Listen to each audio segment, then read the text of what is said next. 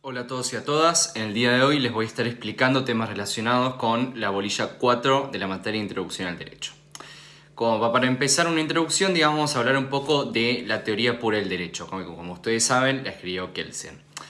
Digamos que nos plantea que la teoría pura del derecho dio un cambio radical sobre la ciencia del derecho. Digamos que hasta él, el derecho, estaba ligado a otras teorías. Él va a intentar, mediante esta teoría general del derecho, una teoría marco conceptual. Esto me va a permitir, posicionarme ante una situación y poder discernir si se trata de derecho o no. La teoría sería que los grupos humanos comienzan a aceptar reglas por uno o varios sujetos que forman parte de ese grupo o no. Si este sujeto no respeta las reglas, es sancionado. Kelsen habla de un primer sujeto, siendo el mismo denominado como un legislador originario, que es el que por primera vez impulsó el derecho. Después dice de la existencia de una norma jurídica adjudicando a las mismas el concepto de que son el derecho, siendo emanadas por quien tiene la facultad de dictarlas, como un legislador. Las mismas son enunciados. No existe derecho si no existen normas que protejan al derecho. Formará parte de lo moral, pero no se da derecho. El derecho no se prolonga más allá de la norma, Caída la norma, se cae el derecho. Kelsen en su análisis lo que hace es que quita todas las teorías que se vinculaban con el derecho, quedándose con el objeto surgido del deber ser, que es decir, como debería ser, aquello nacido de la norma jurídica. Según Aftalion, en ello hay una visión superadora a lo que planteaba Kelsen. El que perfeccionó este concepto luego fue Cosio, al decir que la conducta humana es regulada por la norma jurídica, por lo tanto, el derecho es la conducta humana en relación intersubjetiva con la norma jurídica. La estructura lógica de Kelsen era que dado A, debe ser B. Esta estructura le da a la norma jurídica, lo que se denomina un juicio hipotético. Llamamos juicio a todo enunciado que relaciona dos términos. Es hipotético porque puede predicar, necesariedad, es decir, debería darse B, A resulta ser una conducta antecedente y B es una conducta consecuente. Cuando estamos en presencia de una norma jurídica, más que nada, A es un acto ilícito y B será una sanción, que es S. Dado A, debe ser B, es decir, dado el acto ilícito, debe ser sanción. Para Kelsen, esto es una norma jurídica. El resto son derivaciones como por ejemplo el Código Civil, el Código Procesal Civil, etc. Hasta acá, esto es lo que Kelsen considera como norma primaria. Ahora la norma secundaria, que está compuesta por dos elementos, que uno es el deber jurídico y el otro la responsabilidad. Estos elementos se definen en función de uno, la sanción, a la cual Kelsen toma como originaria, es decir, como madre.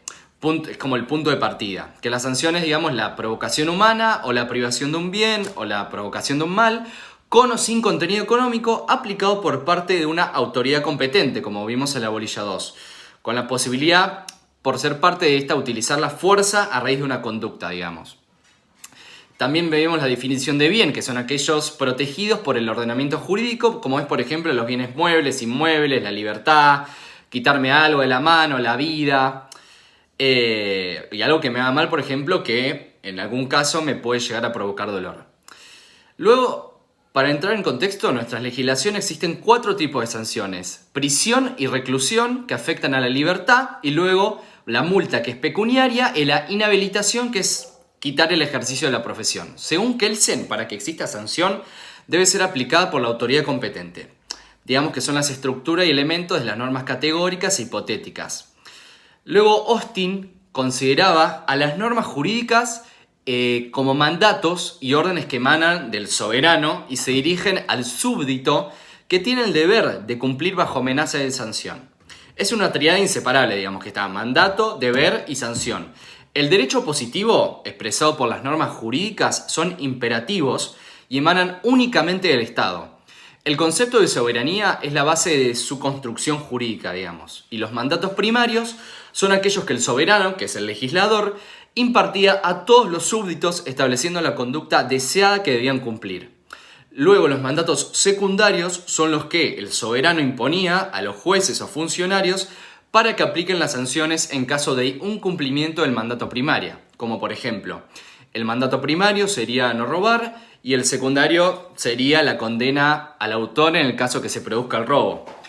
Los mandatos primarios se vinculan con la faz lícita del obrar, digamos acciones u omisiones que los súbditos están obligados a cumplir por voluntad del Estado. Y los secundarios están ligados a la faz ilícita, al incumplimiento de este mandato primario y la consecuente sanción, dado A debe ser B. La norma descripta por Austin posee una estructura lógica categórica. Por ejemplo, sería no matarás, que es un mandato primario, o sancionarás, mandato secundario. Se da una proposición o la otra. Y según Kelsen, la estructura lógica es hipotética, es decir, dado A debe ser B, dado un hecho ilícito debe ser la sanción, dado no pagar el impuesto del Estado deviene la sanción.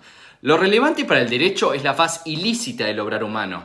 Sin sanción no hay derecho, solo estaríamos ante la expresión de buenos deseos, por decirlo.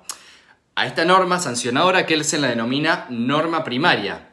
Considera que esta es la que se vincula con la faz ilícita del comportamiento, por ser la norma que actúa cuando se quebranta el ordenamiento jurídico. Ahora bien, la norma primaria es la expresada por medio del principio de imputación, que relaciona un fenómeno antecedente con una conducta consecuente. Dado A debe ser B, dado hecho ilícito debe ser sanción. La parte de la norma que evita la sanción, que nos establece cuál es la conducta que debemos seguir si querés estar dentro de la faz lícita del obrar, es la norma secundaria, que cumple un papel auxiliar de la justicia. Ejemplo, qué sé yo, no se debe robar y si alguien roba, debe ser castigado. Para Kelsen, cuando hablamos de derecho, la única norma verdadera es la primaria, la secundaria es una mera consecuencia. Por otro lado, Cosio se diferencia de Kelsen al considerar que el verdadero objeto de la ciencia jurídica es la conducta humana, a diferencia de Kelsen que decía que era la norma, en interferencia intersubjetiva y que las normas jurídicas cumplen una función nociológica. Esa es la diferencia principal entre Kelsen y Cosio. Y según Kelsen, la norma jurídica contiene 5 elementos. 3 de ellos en la que considera el verdadero objeto del derecho. La norma primera, el hecho ilícito o acto antijurídico. La cúpula imputativa, deber ser, y la sanción que se formula. En fin, dado un hecho ilícito, debe ser la sanción. Los 2 restantes elementos, porque son 5, figuran en la norma secundaria. Obligación o deber jurídico y responsabilidad. Para Cosio, la norma jurídica, por otro lado, está constituida por 10 elementos, 2 constantes y el resto variable. En la endonorma, por un lado, se ubican los primeros 5 elementos. El hecho antecedente, para valorar las conductas de los hombres, es imprescriptible tener un punto de partida y sin importar si no son actos humanos o acontecimientos naturales. Segundo, el deber ser es una categoría lógica que nos permite determinar conducta a realizar o un acto como libre.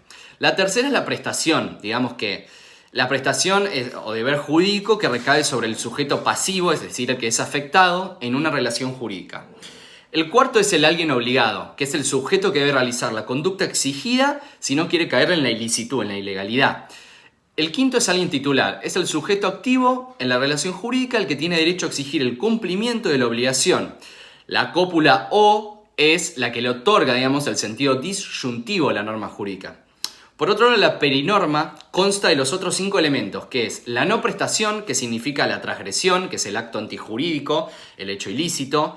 2 es el deber ser, es una categoría lógica que nos permite determinar la conducta a realizar o acto como libre. El tercero es la sanción, es la consecuencia que se le imputa al responsable del acto ilícito. El cuarto es el funcionario obligado, es el que tiene el deber jurídico de aplicar las sanciones a todos los sujetos que incurran en la conducta englobada, digamos, en la no prestación. Y la 5 es el quinto elemento y último es la comunidad pretensora, que es aquella que está facultada para exigir la sanción al sujeto responsable por el incumplimiento de esa consecuencia. Esto quedaría conformado de la siguiente manera, digamos. Dado un hecho antecedente en su determinación temporal, debe ser la prestación por alguien obligado frente a alguien titular o, dado la no prestación, debe ser la sanción por el funcionario obligado frente a la comunidad pretensora. De esta manera englobamos los 10 elementos de la endonorma y la perinorma de Cosio. Cualquier duda, no duden en consultarme, estamos a su disposición.